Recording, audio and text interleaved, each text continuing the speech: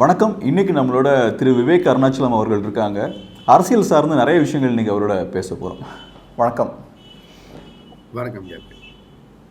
So இப்போ Azerbaijan Armenia conflict பொறுத்த வரைக்கும் பார்த்தோம்னா இந்த ரெண்டு நாடுகளுக்கும் சுமூகமான ஒரு உறவு இல்லை.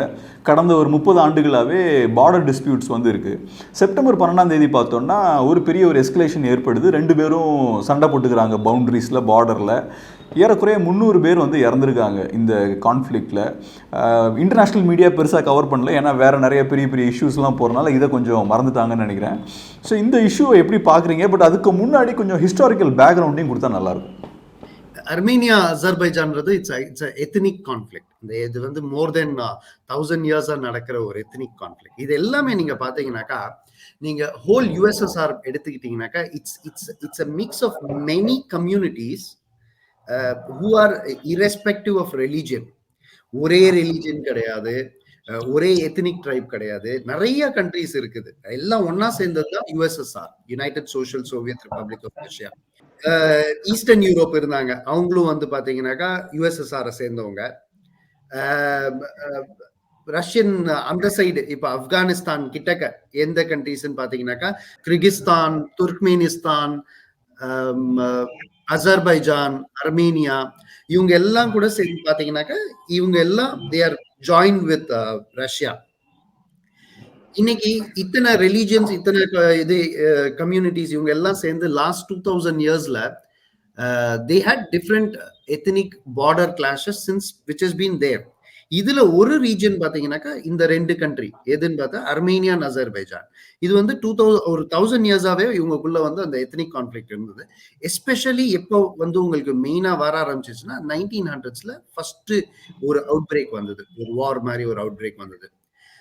அப்போ அது ஜெனோசைடா மாறுச்சு. அப்பயும் பாத்தீங்கன்னாக்கா நான் அதுதான் ஒரு Armenian prime minister, ex prime minister had a very interactive discussion. அப்ப அவர் என்ன சொன்னார்னாக்கா, அவங்க வந்து எங்களோட அசர்பைஜான் வந்து எங்களை ஆக்குபை பண்ணி ஒரு பெரிய ஜெனோசைட் கிரியேட் பண்ணாங்க, we lost people அப்படின்னு சொல்லி சொன்னாங்க. a lot of our own ancestors, grandmothers, grandparents, இவங்க எல்லாம் வந்து they lost everything அப்படின்னு சொல்லி சொன்னாங்க. அப்பயும் வந்து ரஷ்யா அப்ப யுஎஸ்எஸ்ஆர்ல இருந்தது. Stalin was there and at the same time Lenin was there and then like the tsars were there. அந்த ஒரு பாஸ்ட் இருந்தது. But they could not solve the conflict by then. ஏன்னா at that time itself USSR knew that அந்த divide and இது இருக்கும்போது they still had the control across.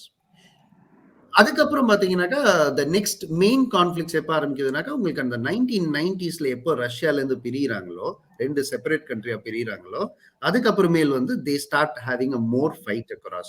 இந்த fight ஏன் வருதுன்னு பாத்தீங்கன்னாக்கா, இந்த அசர்பைஜான் அர்மேனியாவுக்கு நடுவுல ஒரு ஸ்ட்ரிப் ஆஃப் லேண்ட் இருக்குது.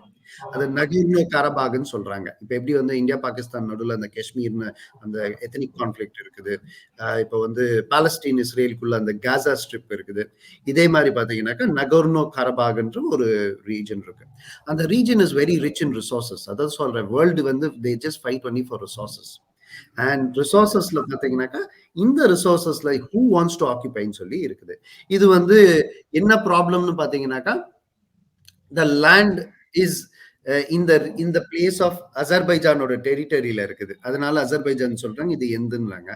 ஆனா அர்மீனியன்ஸ் தான் அந்த இடத்துல அதிகமா இருக்கிறாங்க, அந்த நகர்னோ-கரபாக்ல. சோ அர்மேனியன் சொல்றாங்க இது வந்து எங்களோட ரீஜன் சொல்லி சொல்றாங்க. சோ இந்த 1990ஸ்ல இன்னொரு ஜெனோசைட் நடக்குது. அந்த ஜெனோசைட்ல என்னாச்சு, நிறைய பேர் இறந்தாங்க. அந்த சமயத்துல பாத்தீங்கன்னாக்கா நிறைய அசர்பைஜான் அவங்க நிறைய பேர் இறந்தாங்க. அண்ட் ரெண்டு சைட்லயுமே they blamed each other. இவங்க என்ன சொன்னாங்க, அசர்பைஜான் என்ன சொன்னாங்க, அர்மேனியா தான் ரீசன் அப்படின்னு சொல்லி சொன்னாங்க ஜெனோசைடுக்கு. அர்மேனியா வந்து அசர்பைஜானை பாயிண்ட் பண்ணாங்க. இந்த ஹேட் வந்து ரொம்ப அதிகமா வளர்ந்தது. எந்த அளவுக்கு வளர்ந்ததுனாக்கா, என்னோட அதுதான் இன்ஃபேக்ட் லைக் என்னோட ஸ்டூடெண்ட் வந்து அர்மீனியன் பிரைம் மினிஸ்டரோட டாட்டர். அவங்க என்ன சொன்னாங்கன்னாக்கா, இந்த மாதிரி எங்களுக்கு வந்து அசர்பைஜான் இவங்களை எங்களுக்கு பிடிக்கவே பிடிக்காது அப்படின்னு சொல்லி சொன்னாங்க. அதே மாதிரி நான் அசர்பைஜான்ல இருக்கிறவங்களை பார்த்தேன்னாக்கா, எனக்கு வந்து அர்மீனியன்ஸை வந்து எங்களுக்கு பிடிக்கவே பிடிக்காது அப்படின்னு சொல்லி சொல்லுவாங்க. ஹேட் வந்து ரொம்ப எக்ஸ்ட்ரீம் ஹேட். எந்த அளவுக்கு ஹேட்னு உங்களுக்கு சொல்லணும்னாக்கா, நீங்க இஃப் மிஸ்டர் கேப்ரியல், நீங்க வந்து இஃப் யூ லேண்ட் இன் அர்மேனியா, உங்களுக்கு லைஃப் ஃபுல்லா அசர்பைஜான் வந்து உங்க பாஸ்போர்ட்ல வந்து உங்களுக்கு என்ட்ரியே கொடுக்க மாட்டாங்க. இஃப் யூ லேண்ட் இன் அசர்பைஜான், உங்களுக்கு அர்மேனியா வந்து நீங்க என்னைக்குமே லைஃப் ஃபுல்லா you can never enter inside. அந்த அளவுக்கு ஒரு ஹேட் இருந்தது. ஆனா இந்த ஹேட் இருந்து கூட பாத்தீங்கன்னாக்கா other countries utilised it very well இந்த லாஸ்ட் 20 இயர்ஸ்ல. ரஷ்யா வந்து 2 பேருக்குமே they mediated and they gave weapons, sold weapons to both the sides. அதே மாதிரி டர்க்கி வந்து என்ன பண்ணாங்க, அவங்களும் வந்து they started mediating and getting the advantage out of the war. So என்ன ஆயிடுச்சு, அர்மேனியாவுக்கு வந்து நிறைய out and out Russians will start supporting the Russia started giving weapons and supply பண்ண ஆரம்பிச்சாங்க. ஏன்னா these were former Russian countries and when Russia kept both proxy people of them, அதாவது proxy leaders ரெண்டு சைட்லயும் வச்சனால they could control both the countries. ரெண்டு பேருமே வந்து ப்ராக்சி ரஷ்யன் இவங்க தான். ஸோ ரஷ்யன் எம்பையர் ஒரு ரஷ்யன் பிரசிடென்டோட ஒரு ப்ராக்சி லீடர்ஸ் இருக்கிறதுனால they both could control down. So that like they could keep them in their own control.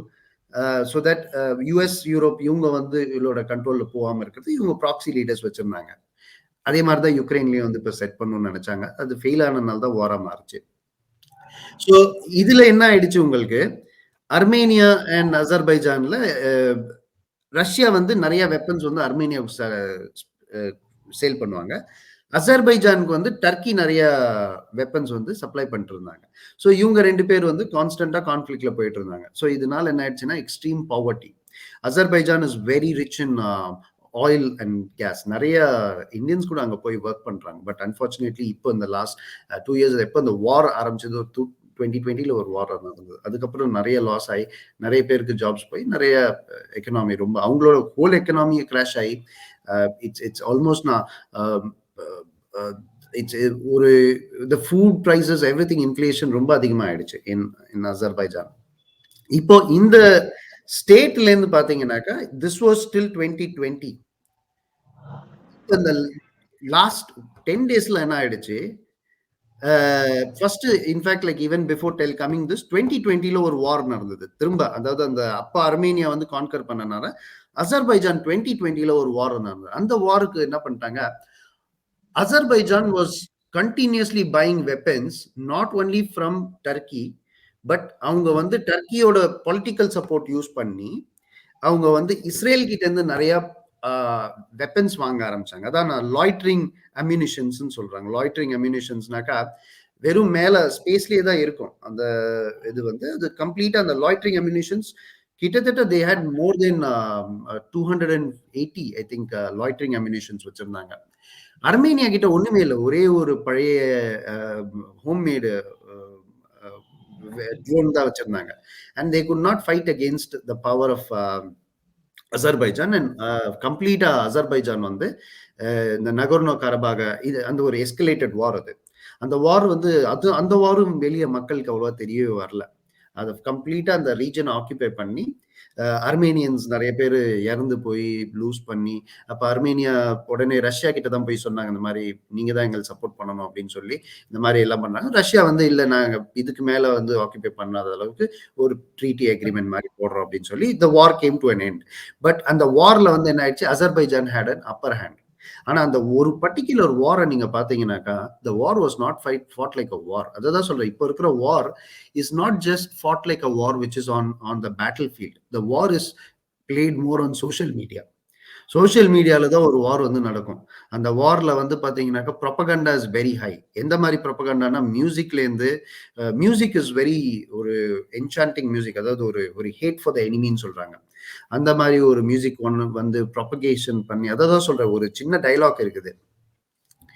No war begins with weapons. Wars only begin with disinformation.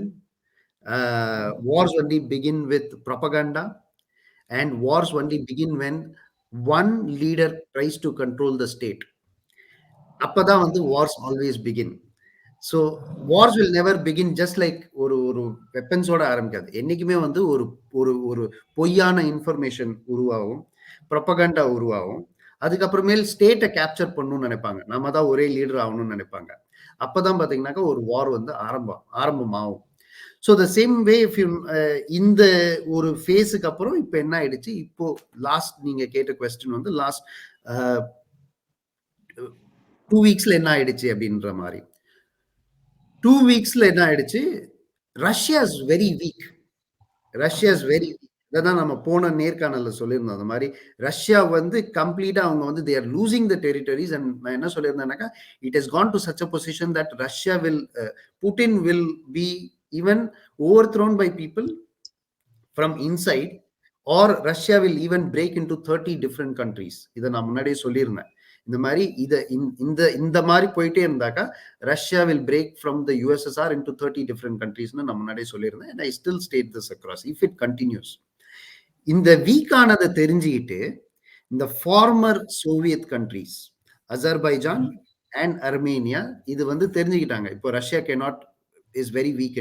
இது தெரிஞ்சு அசர்பைஜான் வந்து started attacking Armenia because Russia is weak, and உடனே Armenia could not fight back, and Russian military எல்லாம் அங்க இருக்காங்க.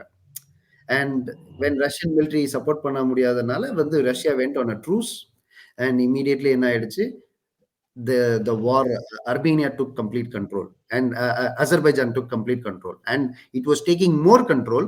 அப்பதான் வந்து US வந்து இன்வால்வ் ஆகி அர்மேனியாவோட லீடர்ஸ் அண்ட் அசர்பைஜானோட லீடர்ஸ் ரெண்டு பேருமே வந்து பிளிங்கன் யூஎஸ்க்கு கூப்பிட்டு இம்மீடியட்டா வந்து ஒரு சீஸ்ஃபயர் ரெண்டு சைட்லயுமே உட்கார வச்சு ஒரு சீஸ்ஃபயர்ல இன்ஸ்டன்ட் சீஸ்ஃபயர் போய் இப்போ வந்து they have stopped the war at this point. So இப்போ நீங்கள் சொன்னது போல் யூஎஸ் வந்து இந்த கான்ஃப்ளிக்டில் என்டர் ஆகுறாங்க. இந்த ரெண்டு நாடுகளுக்கு இடையிலே ஒரு அமைதி ஏற்படுத்துகிறாங்க, ஒரு ஸ்டெபிலிட்டி கொண்டு வராங்க. பட் ஃபியூச்சரில் லெட்ஸே இப்போ ரஷ்யாவில் வந்து இன்ஸ்டெபிலிட்டி இருக்க போது, ரஷ்யன் எக்கானமி கொலாப்ஸ் ஆகுதுன்னு வச்சுப்போமே. ஸோ ஃபியூச்சரில் எப்படி கண்டினியூஸாக இந்த மாதிரி ஸ்டெபிலிட்டி கொடுக்க முடியும்னு நினைக்கிறீங்க? இதுதான் சொல்றேன், இதெல்லாம் எத்னிக் கான்ஃப்ளிக்ட்ஸ். இந்த ethnic conflicts can only be sorted out by 2 parties. இது வந்து இப்போ ஒண்ணு இல்ல, இதுல ஒரு economic theory and political theory கூட இருக்குது. என்னைக்குமே பாத்தீங்கன்னாக்கா ஒரு சில இஷ்யூஸ்ல வந்துட்டு you need a third party to solve the issue. ஒரு சில இஷ்யூஸ்ல வந்து you need a third party to negotiate. புரியுதுங்களா? இதுல வந்து எக்கனாமிக் தியரி இருக்குது, இதுல ஆஸ்ட்ரம்ஸ் தியரின்னு ஒண்ணு இருக்குது, இன்னொன்னு வந்து கோஸ் தியரின்னு ஒண்ணு இருக்குது. கோஸ் தியரி படி என்னன்னு பாத்தீங்கன்னாக்கா, when 2 parties fight with each other, they themselves will come to a solution provided there is a transaction which has been involved inside. இதை என்ன அர்த்தம்னு நான் உங்களுக்கு சொல்றேன். ஒரு பாபர் மஸ்ஜித் அண்ட் ராம் டெம்பிள், இந்த ரெண்டு ஒரு காலகாலமா நடந்த ஃபைட். இந்த ஃபைட்ல ரெண்டு பேர் என்ன சொன்னாங்கன்னா, எங்களுக்கு ஒரு தேர்ட் பார்ட்டி வர வேண்டியது இல்லைன்னு சொன்னாங்க. அப்ப 2 parties were fighting together. It's an ethnic, it's an age old fight which has happened on. இந்த ஃபைட்ல என்னாச்சு, சுப்ரீம் கோர்ட் என்ன சொன்னாங்க, நாங்களே வரமாட்டோம், நீங்களோட உங்க ரெண்டு பேரோட ரெப்ரசன்டேட்டிவ்ஸ் யூ சால்வ் திஸ் அவுட்னு சொன்னாங்க. அப்ப when 2 parties will solve with each other, அப்ப என்ன ஆகுதுனாக்கா ஒரு transactional cost is getting involve inside. அந்த டிரான்சாக்ஷனல் காஸ்ட் என்னன்னாக்கா, நாங்க உங்களுக்கு லேண்ட் கொடுக்குறோம், நீங்க வந்து இதை அக்செப்ட் பண்ணிக்கோங்க அப்படின்னு சொல்லி ஒரு ரெண்டு பேர் come into a agreement. So ethnic conflicts can only be solve out by that medium. So அதே மாதிரி பாத்தீங்கன்னாக்கா இப்போ வந்து ஒரு இஸ்ரேல் பாலஸ்டீன் எடுத்துக்கோங்க, அதுலயும் வந்து ஒரு தேர்ட் பார்ட்டி வரமாட்டாங்க. ஏன்னா தே நோ தட் தேர்ட் பார்ட்டியை வந்து இவங்க அக்செப்ட் பண்ணிக்க மாட்டாங்க. ஏன்னா இவங்க என்ன சொல்றாங்கன்னாக்கா, இந்த பார்ட்டி இந்த சைடா பயாஸ்டா இருக்கலாம் அப்படின்னு சொல்லி. So the same thing is with Kashmir as well. Third party வந்தாக்கா நாங்க வந்து இந்தியா அக்செப்ட் பண்ணிக்க மாட்டோம்வாங்க, பாகிஸ்தான் அக்செப்ட் பண்ணிக்க மாட்டோம்வாங்க. So when there are 2 parties who will fight with each other, there will always be a transaction which is involved. The transaction எந்த மாதிரினா, நான் உங்களுக்கு இப்போ ரெண்டு பேர் சண்டை போட்டுக்கிறாங்க. சண்டை போட்டுக்கும் போது என்ன பண்றாங்க, சண்டையை சால்வ் பண்ணணும்னாக்கா இவங்க என்ன சொல்லுவாங்கன்னா, நீ எனக்கு வந்து இப்போ எனக்கு ஒரு வீடு கட்டி கொடு, நான் அதுக்கப்புறம் இதை பண்ண மாட்டேன் அப்படின்னாக்கா அந்த வீடை வந்து டிரான்சாக்ஷனல் காஸ்ட்னு சொல்றோம். ஒருத்தர் செலவு பண்றாங்க, இன்னொருத்தருக்கு வந்து gets the benefit out of that அப்படின்னு சொல்லி, என்னோட இவ்வளவு நாள் இருந்த லாஸுக்கு இந்த பெனிஃபிட், அதுதான் transactional cost. So ethnic conflicts can only be sorted out by 2 parties. Third party வரும்போது they will only take advantage out of that. So Azerbaijan அர்மீனியான்றது ஒரு கான்ஃப்ளிக்ட் நம்ம பேசுறோம். இன்னொரு ஒண்ணு நடந்துட்டு இருக்குது, கிர்கிஸ்தான் அண்ட் தஜிகிஸ்தானுக்குள்ள ஒரு கான்ஃப்ளிக்ட் சேம் டைம்ல நடந்துட்டு இருக்குது. அது ஒரு பார்டர் கான்ஃப்ளிக்ட். அதுலயும் பாத்தீங்கன்னாக்கா ரெண்டு பார்டருக்குள்ளயும் வந்து பாத்தீங்கன்னாக்கா there is a war மாதிரி ஒரு சிச்சுவேஷன் வந்து நடந்துட்டு இருக்குது. ஸோ அதுதான் இன்னைக்கு யூரோப் என்ன ஃபீல் பண்றாங்கனாக்கா, ஜெர்மனி அண்ட் யூரோப் என்ன ஃபீல் பண்றாங்கனாக்கா, ரஷ்யா அங்க வீக் ஆயிட்டாக்கா யூரோப் வில் பிகம் பிகர். இந்த கண்ட்ரிஸ் எல்லாம் வந்து they will join with, ஏன்னா it's a fight between dictatorship and democracy. அப்ப once Europe becomes bigger, இப்ப யூரோப்புக்கு என்ன சேலஞ்சுனாக்கா, தே நீட் டு அவங்களோட ரஷ்யா வீக் ஆயிட்டாக்கா இந்த கான்ஃபிளிக்ஸ் தான் வந்து இப்ப யூரோப்பை ஹேண்டில் பண்ற மாதிரி ஆயிடும். சோ ரஷ்யா அங்க ஸ்ட்ராங்கா இருக்கிறது நல்லது. புரியுதுங்களா? ரஷ்யா அந்த இடத்துல வந்து வீக் ஆயிட்டாக்கா it is a challenge for Europe as well. ஏன்னா Russia has been controlling those countries in that region all these years. But once Russia becomes weaker, now these small countries will start fighting and like they start aggressive overtaking other countries. அதான் சொன்னேன், இப்போ Tajikistan and Kyrgyzstan, அதே மாதிரி Armenia and Azerbaijan, அதே மாதிரி உங்களுக்கு பாத்தீங்கன்னாக்கா slowly த ethnic conflicts எதெல்லாம் இருந்ததோ மற்ற கண்ட்ரீஸோட everything is slowly coming out. And இதை வந்து ஹேண்டில் பண்ற டிஸ்பியூட் வந்து it will start increasing. So உங்களோட ஆர்கியூமெண்ட்டே என்னென்னா, இப்போ ரஷ்யா வந்து இந்த போர்னால ரொம்ப வீக்கன் ஆயிருக்காங்க. ஸோ இந்த ஆப்பர்ச்சுனிட்டியை யூஸ் பண்ணி அசர்பைஜான் அட்டாக் பண்ணுறாங்க அர்மேனியாவை. ஸோ ரஷ்யா வீக்காக இருக்கனால யாரும் சப்போர்ட்டுக்கு வரமாட்டாங்க, அர்மேனியாவோட சப்போர்ட்டுக்கு வரமாட்டாங்கன்ற தைரியத்தில் இப்போ வந்து அசர்பைஜான் வந்து அட்டாக் பண்ணுறாங்க. ஸோ என்னோட கேள்வி என்னென்னா, இப்போ 1990s பிகினிங்கில் பார்த்தோன்னா அர்மேனியா அசர்பைஜானோட டெரிட்டரி கொஞ்சம் பகுதிகளை வந்து கேப்சர் பண்ணுறாங்க. ஸோ அந்த டைம்லேயும் பார்த்தோன்னா ரஷ்யா பலவீனமாக தான் இருந்தாங்க, யூஎஸ்எஸ்ஆர் கொலாப்ஸுக்கு அப்புறம் அது. ஸோ அப்போ ஏன் இது ரிவர்ஸில் நடந்தது? அப்போ ரஷ்யா பலவீனமாக இருக்கும்போது ஏன் அர்மேனியா வந்து அக்ரெசிவாக இருக்காங்க? அந்த டைம்ல ரெண்டு பேருமே வந்து புவரா இருந்தாங்க. Armenia and Azerbaijan were also poor. அப்போ வந்து அசர்பைஜான் கீழே ஒண்ணுமே கிடையாது. பட் அந்த 1990 அதுதான் சொல்றேன், நான் அந்த ஒரு பொலிட்டிக்கல் லீடர் அர்மீனியன் பிரைம் மினிஸ்டரோட பேசினப்ப கூட நான் அவர்கிட்டயே நான் கேட்ட கேள்வி இதுதான். அது வந்து இன்ஃபேக்ட் யூடியூப்ல கூட இருக்குது. நான் when I was on a discussion with him, நான் என்ன கேட்டிருந்தேன்னாக்கா, அவரும் வந்து பேசும்போது வந்து என்ன சொன்னார்னாக்கா, அசர்பைஜான் வந்து எங்களை அட்டாக் பண்ணாங்க, 1990ல அட்டாக் பண்ணாங்க, ஜெனோசைட்ஸ் கிரியேட் பண்ணாங்க, காலங்காலமா செஞ்சாங்க, அசரீஸ் ஆர் வெரி பேட் பீப்புள் அப்படின்னு சொன்னார். அதே இடத்துல பாத்தீங்கன்னாக்கா என்னோட ஒரு அசர்பைஜான் ஸ்டூடெண்ட்டும் வந்து he was asking a question to him. அந்த ஒரு அக்ரெஷன் வந்து இந்த ஒரு ரூம்லயும் நான் வந்து I felt it. அந்த ஏன் அந்த அக்ரெஷன் இருக்கு அப்படின்னு பாத்தீங்கன்னாக்கா, they both are opening the wounds of the past. என்னைக்குமே நம்ம பழச பத்தி பேச பேச இன்னைக்கு வெறுப்பு வரும்.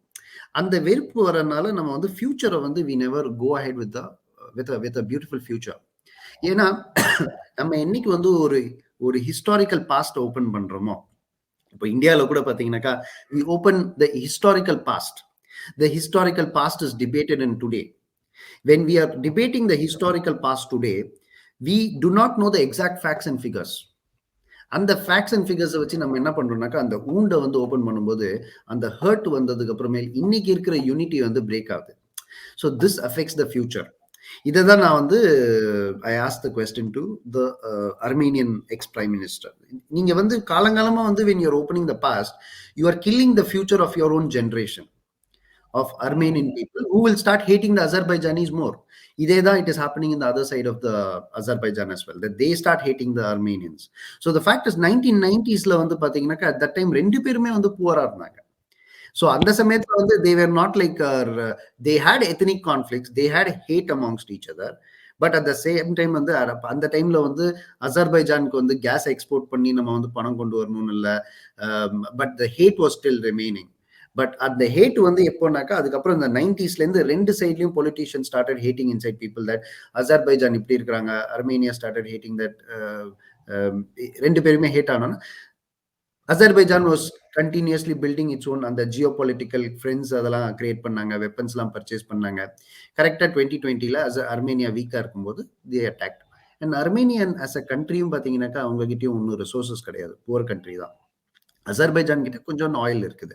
அந்த நகோர்னோ கரபாக்ன்றது ரொம்ப ரிச், நிறைய மினரல்ஸ் இருக்கு. இந்த மினரல்ஸ் இந்த ஸ்டோன்ஸ் இதெல்லாம் பாத்தீங்கன்னாக்கா அந்த ரீஜன் ஃபுல்லாவே ரிச்சா இருக்கு. ஆப்கானிஸ்தான்லயும் பாத்தீங்கன்னா நிறைய மினரல்ஸ், நிறைய இந்த மாதிரி ரிச்சானதெல்லாம் இருக்குது, இந்த ரீஜன்லயும் இருக்குது. இதை வந்து அவங்க ஹோல்ட் பண்ணணும்னு பார்க்காங்க. அதான் சொன்னேன், நம்ம the world fights only for resources. அந்த கண்ட்ரீஸ்லாம் வந்து இந்த ரிசோர்ஸை ப்ரொசஸ் பண்ணாக்கா நாளைக்கு இதை எக்ஸ்போர்ட் பண்ணி நம்ம கண்ட்ரியை வந்து ரிச் ஆக்கலான்னு தான் நினைக்கிறாங்க. அந்த டைம்ல பணம் இல்லாதனால they didn't fight. இப்போ they have got wealth, so they are fighting. In fact, நேத்து தான் யுனைடெட் நேஷன்ஸ் வந்து ஃபர்ஸ்ட் ஸ்பீச் நேத்து ஓபன் பண்ணனால the UN ஓட ஸ்பீச்ல first the president has mentioned, just secretary general ஒன்னு தான் சொன்னாரு, the world is fighting for the world is we have just recovered from the pandemicல இருந்து இப்பதான் நம்ம வந்து ரெக்கவர் ஆகி வரோம். ஆனா நம்ம வந்து ஹியூமனிட்டியை வந்து முன்னேற்றாம நம்ம உள்ளுக்குள்ளேயே சண்டை போட்டு இன்னும் மக்களை தான் கொண்டுட்டு இருக்கிறோம். அப்படின்னு சொன்னாங்க. So it's nothing but imploding within. People, humanity is only killing humanity to implode within, rather than taking the humanity ahead when we are just recovering from pandemic. So இது வந்து ஒரு it is weakening of Russia will create more ethnic conflicts in the Asian, Central Asian region. So இப்போ இந்த September 12 தாக்குதலுக்கு அப்புறம் இந்தியாவும் react பண்ணியிருக்காங்க. இந்தியாவோட வாதம் என்னென்னா வன்முறையை கைவிடணும், ஸோ எந்த ஒரு கான்ஃப்ளிக்ட்டும் வன்முறையால் நம்ம வந்து தீர்வு காண முடியாது அப்படின்ற மாதிரி சொல்லியிருக்காங்க. அது போக அர்மேனியன் பிஎம் என்ன சொல்கிறாங்கன்னா, இப்போ இந்தியா ஏதாவது ஒரு பீஸ் ஃபார்முலா தான் வச்சுருக்காங்கன்னா நாங்கள் கோஆப்ரேட் பண்ண ரெடியாக இருக்கும் அப்படின்ற மாதிரி சொல்கிறாங்க. ஸோ இந்தியா ஏன் இந்த விஷயத்தில் இன்வால்வ் ஆகணும்? இந்தியாவுக்கு என்ன ஸ்டேக்ஸ் இருக்காங்க? India is respected in Central Asia. India has never been involved on either sides. ரெண்டு சைட்லயும் இந்தியாவுக்கும் எந்த ஒரு பலனும் கிடையாது. And it wants to keep a very mutual relationship with both the countries. அதுதான் சொன்ன மாதிரி, இப்போ நீங்க ஒரு கண்ட்ரியை சப்போர்ட் பண்றீங்கன்னா இன்னொரு கண்ட்ரி ஸ்டார்ட்ஸ் ஹேட்டிங். அதுதான் நான் சொன்னேன். நீங்க மிஸ்டர் கேப்ரியல் நீங்க அசர்பைஜான்ல இறங்கிட்டீங்கன்னாக்கா உங்களுக்கு அர்மேனியா உங்களுக்கு என்னைக்குமே லைஃப்ல பாஸ்போர்ட் கொடுக்க மாட்டாங்க, விசா என்ட்ரி கொடுக்க மாட்டாங்க. ஸோ இந்த மாதிரி ஒரு ஹேட் இருக்கும்போது India wants to keep its own good relationship with former USSR countries. And ரெண்டு பேருமே தே ரெஸ்பெக்டட். அண்ட் ஸோ இந்தியாவுக்கு அந்த இடத்துல ஒரு சே இல்லை. So and it wants to keep a very good relationship, distant relationship with both the countries, and be very amicable for all the countries down in that region. So இப்போ let's say இப்போ ஃபியூச்சரில் Russia இன்னும் பலவீனப்படுதுன்னு வச்சுப்போம். So அவங்களோட influence இந்த நாடுகள் மேலே இன்னும் குறையுதுன்னு வச்சுப்போம். அது யூரோப்புக்கு நல்லது தானே? ஸோ யூரோப்போட இன்ஃப்ளூயன்ஸ் இன்க்ரீஸ் பண்ணலாம் இல்லையா? ஸோ இந்த கண்ட்ரீஸ் எல்லாம் அவங்களோட இன்ஃப்ளூயன்ஸ் கீழே கொண்டு வரலாம் இல்லையா? யூரோப்னு பார்த்தீங்கன்னாக்கா இன்னைக்கு யூரோப்போட லீடர்ஷிப் வெறும் ஜெர்மனி கையில் மட்டும்தான் இருக்கு. அதுதான் நான் என்னோட ஒரு basic philosophical statement economic power leads to political power. இன்னைக்கு எக்கனாமிக் பவர்ல முன்னாடி யூகே கையிலயும் இருந்தது எக்கனாமிக் பவர். பிரெக்சிட்னு ஒண்ணு நடந்தது, அதுல ரெஃபரண்டம்னு ஒரு ஓட்டிங் பண்ணி யூகே யூரோப் விட்டு போயிட்டாங்க. இப்ப யூகே தனி கண்ட்ரியா போயிட்டாங்க, யூரோப் கூட இல்ல. இப்ப ஜெர்மனி தான் லீடரா இருக்கிறாங்க யூரோப்புக்கு. ஜெர்மனிக்கு என்னன்னாக்கா, ஜெர்மனிக்கு எந்த கண்ட்ரியோடையும் சேர்ந்து ஒரு வி வாண்ட் டு கிரியேட் ஒரு பெரிய யூரோப்பியன் யூனியனை கிரியேட் பண்ணி ஒரு ஆம்பிஷியஸ்லாம் கிடையாது. இவங்க எப்படின்னாக்கா Germany, German culture, German economy, நம்மளோட வேல்யூ, அந்த வேல்யூனாக்கா வேல்யூ ஃபார் ஹியூமனிட்டி, அந்த எத்திக்ஸ், இதை நம்ம என்னைக்குமே ஒரு ஹை லெவல்ல வச்சுக்கணும். வார்ல என்னைக்குமே சண்டை போடக்கூடாது. அது நார்மேட்டிவ் பவர்னு சொல்றோம். எந்த வாரும் சண்டை போடக்கூடாது, நம்ம பீஸ்ஃபுல்லா இருக்கணும், எல்லா கண்ட்ரியும் ஒண்ணு, எல்லா ரிலிஜியனும் ஒண்ணு, எல்லாருமே ஈக்குவாலிட்டி, அந்த வேல்யூஸை இவங்க செட் பண்ணி நம்ம ஜெர்மன் கல்ச்சர் கம்யூனிட்டியை மட்டும் நம்ம எக்கனாமியை மட்டும் உயர்த்தணும். அட் த சேம் டைம் ஒரு பீஸ்ஃபுல் லைஃப்ல தான் வாழணும்னு இவங்களோட ஒரு வேல்யூ வச்சிருக்கிறாங்க. அதுதான் இந்த வேல்யூ இவங்க வெஸ்டர்ன் யூரோப்போட வச்சுக்கிறாங்க. இப்போ ஸ்வீடன், டென்மார்க், அதனாலதான் இந்த கண்ட்ரீஸ்லாம் என்னைக்குமே பாத்தீங்கன்னாக்கா எந்த ஒரு எதுலையுமே இன்வால்வ் ஆக மாட்டாங்க. சுவிட்சர்லாண்ட் கண்ட்ரி பாத்தீங்கன்னா இது வரைக்கும் வாரே சண்டை போட்டது கிடையாது. சுவிட்சர்லாந்து, ஒமான், இவங்களாம் அந்த வேர்ல்டு வார் அப்பயே சொல்லிட்டாங்க, நாங்களாம் யார் பக்கமே கிடையாது, எங்களை எதுலையுமே இன்வால்வ் பண்ணிக்காதீங்கன்னு சொல்லிட்டாங்க. ஸோ இந்த மாதிரி கண்ட்ரீஸ் மாதிரியே தான் ஜெர்மனியும் இருக்கிறாங்க. ஸோ இவங்களுக்கு இந்த ஆம்பிஷனே கிடையாது, எங்களுக்கு யூரோப்பை ஒன்னாக்கணும் அப்படின்ற ஒரு ஆம்பிஷன் கிடையாது. எங்களை நாங்க எங்களை மாதிரி இருந்துக்கிறோம், நாங்க எங்க பார்டரோட இருந்துக்கிறோம், எங்களை மாதிரி இருக்க விட்டுருங்கன்ற மாதிரி தான் இந்த மாதிரி கண்ட்ரிஸ். ஸோ இவங்களுக்கு என்னன்னாக்கா, ஒன்ஸ் இந்த ஃபுல் யூரோப் வந்துருச்சுனாக்கா மல்டிபிள் எத்னிக் கம்யூனிட்டிஸ் வராங்க. அந்த மல்டிபிள் எத்னிக் கம்யூனிட்டிஸை கவர்ன் பண்ணணும்னா உங்களுக்கு ஒரு லீடர்ஷிப் வேணும். அந்த லீடர்ஷிப்பை எடுக்கிறதுக்கு ஜெர்மனி தயார் இல்லை, கல்ச்சுரலி தயார் இல்லை, பொலிட்டிக்கலி அண்ட் கல்ச்சுரலி தயார் இல்லை, எக்கனாமிக்கலி அவங்களுக்கு வேணும். அதனாலதான் அவங்க யூரோ ஜோன்னு ஒன்று கிரியேட் பண்ணாங்க. இவங்கள பாத்தீங்கன்னா ஃபர்ஸ்ட் ஜெர்மனியோட கரன்சி பேர் மார்க், பிரான்ஸோட கரன்சி பேர் பிராங்க், சுவிட்சர்லாண்டோட கரன்சி பேரு ஸ்விஸ் பிராங்க், அதே மாதிரி ஸ்காண்டினேவியால உங்களுக்கு டென்மார்க்கோட கரன்சி பேர் கிரானர். இந்த மாதிரி ஒரு கண்ட்ரிக்கும் ஒரு கரன்சி வச்சிருந்தாங்க. ஒரு கண்ட்ரி விட்டு இன்னொரு கண்ட்ரி போறதுக்கு உங்களுக்கு விசா தேவைப்பட்டுச்சு. இப்ப என்ன பண்ணிட்டாங்க, லாஸ்ட் 20-30 இயர்ஸ்ல அந்த எப்ப அந்த ஒரு ஐடியா ஆஃப் யூரோப்பியன் யூனியன் ஒன்னு கிரியேட் பண்ணாங்களோ, அதுல யூரோ ஜோன் ஒன்னு கிரியேட் பண்ணாங்க. ஒரே ஒரு கரன்சி தான் யூரோ. அந்த யூரோ எடுத்து நீங்க யூரோப் ஃபுல்லா நீங்க எங்க வேணாலும் டிராவல் பண்ணலாம், ட்ரேட் பண்ணிக்கலாம். அதே மாதிரி முன்னாடி ஒரு கண்ட்ரில இருந்து இன்னொரு கண்ட்ரிக்கு போறதுக்கு உங்களுக்கு விசா தேவைப்பட்டுச்சு. இப்ப அப்படி கிடையாது. நீங்க யூரோப் உள்ள அந்த யூரோப்பியன் யூனியன்ற கண்ட்ரிஸ் உள்ள உங்களுக்கு டிராவல் பண்றதுக்கு விசா கிடையாது. நீங்க எப்படி வேணாலும் நீங்க டிராவல் பண்ணலாம். பஸ்ல இருந்து இன்னொரு பஸ் போறீங்கன்னாக்கா நடுவுல நின்னு பாஸ்போர்ட்லாம் கேட்பா. இப்ப அப்படிலாம் கிடையாது. நீங்க பாட்டுக்கு ஒரு கண்ட்ரி விட்டு இன்னொரு கண்ட்ரி போகலாம். தடுப்பு எதுவும் கிடையாது. இப்ப யூரோப்புன்னு ஃபுல்லா ஃபார்ம் பண்ணிட்டாக்கா, இந்த யூரோ ஜோன்ல வந்து பார்த்தீங்கன்னா, நெறைய கரன்சிஸ் ஆட் ஆகும். இப்ப தஜிகிஸ்தான் கரன்சி ஆட் ஆகும், தர்க்மேனிஸ்தான் கரன்சி ஆட் ஆகும், அசர்பைஜானோட கரன்சி ஆட் ஆகும், அர்மேனியா கரன்சில ஆட் ஆகும். எப்ப யூரோ ஜோன்னு கிரியேட் பண்ணாங்களோ, அது வந்து ஒரு 50 இயர்ஸ் முன்னாடி. அந்த டைம்ல பார்த்தீங்கன்னாக்கா, யூரோ ஜோனோட ஐடியா என்னன்னாக்கா, யூரோப் ரொம்ப ப்ராஸ்பரா இருக்கிறோம். அந்த டைம்ல இருந்த யூரோப்ன்னு அவங்க சொன்னது Germany, France, UK, Denmark, Sweden, Norway நம்மலாம் ப்ராஸ்பரஸா இருக்கும். நம்ம கரன்சி எல்லாம் ஒண்ணா சேர்த்தாக்கா, நம்ம கரன்சி ரொம்ப ஸ்ட்ராங் ஆயிடும். ஸ்ட்ராங் ஆச்சுன்னா நம்ம யூரோ ஜோன்ல ரொம்ப பவர்ஃபுல்லா ஆனாக்கா, நம்ம எக்கனாமிக்கலி கண்ட்ரோல் பண்ண முடியும். நம்ம எக்ஸ்போர்ட்ஸ் ரொம்ப அட்வான்டேஜா இருக்கும் அப்படின்னு சொல்லி தான் அவங்க ஆரம்பிச்சாங்க. ஆனா இப்ப என்ன ஆயிடுச்சு, இவங்களுக்குள்ள இருக்கிற கண்ட்ரீஸ்ல இப்ப நெறைய கண்ட்ரீஸ் இந்த மாரி எங்க கண்ட்ரில வந்து ஹியூமன் ரைட்ஸ் வயலேஷன் ஆகுதுன்னு நெறைய கண்ட்ரீஸ் சேர யூரோ ஜோன்ல, இப்ப வந்து நெறைய failed countries and failed currencies சேரும்போது யூரோ ஜோன் வந்து வீக் ஆகுது. அதனால யூரோ அந்த ஒன்ஸ் பவர்ஃபுல்லா இருந்த அந்த strong exporting countries like Germany, Sweden, Denmark இவங்கெல்லாம் இருக்கும்போது, இப்போ வீக்கான கரன்சிஸ் லைக் கிரீஸ் இந்த மாதிரி இட்லி, போர்ச்சுகல் இதெல்லாம் கண்ட்ரீஸ்லாம் சேர என்னது யூரோ ஜோனோட யூரோட வேல்யூ வீக் ஆகிறதுனால, இப்போ ஜெர்மன் எக்ஸ்போர்ட்ஸ் வந்து அஃபெக்ட் ஆகுது. இப்போ ஸ்வீடிஷ் எக்ஸ்போர்ட்ஸ் வந்து அஃபெக்ட் ஆகுது. வால்வோ மாதிரி கம்பெனிலாம் எக்ஸ்போர்ட் ஆகுது, அஃபெக்ட் ஆகுது. இப்போ என்ன சொல்றாங்க, யூரோ ஜோனே பிரேக் பண்ணுங்க. ஏன்னா எல்லா கண்ட்ரியும் கொண்டாந்தாக்கா இது வந்து இட்ஸ் வீக்கனிங் ஒன்லி இதுன்னு சொல்லி சொல்றாங்க. இப்போ நீங்க நாளைக்கு ரஷ்யா பிரேக் ஆகி இன்கேஸ் ஒரு யூரோ பிரேக் ஆகி இந்த கண்ட்ரிஸ் எல்லாம் ஒன்னா சேர்ந்ததுனாக்கா, இப்போ யூரோ ஜோன்ல வந்து நிறைய லைபிலிட்டி கண்ட்ரிஸ் எல்லாம் வந்துரும். அப்போ வந்து German exports will collapse down. அப்போ ஸ்வீடிஷ் எக்ஸ்போர்ட்ஸ் வில் கொலாப்ஸ். அப்போ German economic and prosperity of people அந்த சோஷியோ எக்கனாமிக் லைஃப் ஸ்டைல் வந்து கம்மியாயிடும். ஸோ இதை வந்து அவங்க விரும்புறது இல்லை. அவங்க என்ன நினைக்கிறாங்க, நம்ம கண்ட்ரியா ஒன்னா இருக்கிறோம். We are very almost happy and satisfied. What is the point of bringing all the countries together? அது ரஷ்யாவோட ப்ராப்ளம், ரஷ்யாவோட டெரிட்டரியா இருந்தாங்க. நம்ம அதில் இன்வால்வ் ஆக தேவையில்லை அப்படின்னு சொல்லி தான் இவங்க. ரொம்ப நன்றி. உங்கள் பிஸியான டைமில் எப்போ ஒரு அருமையான ஒரு பேட்டி கொடுத்ததுக்கு ரொம்ப நன்றி. தேங்க்யூ.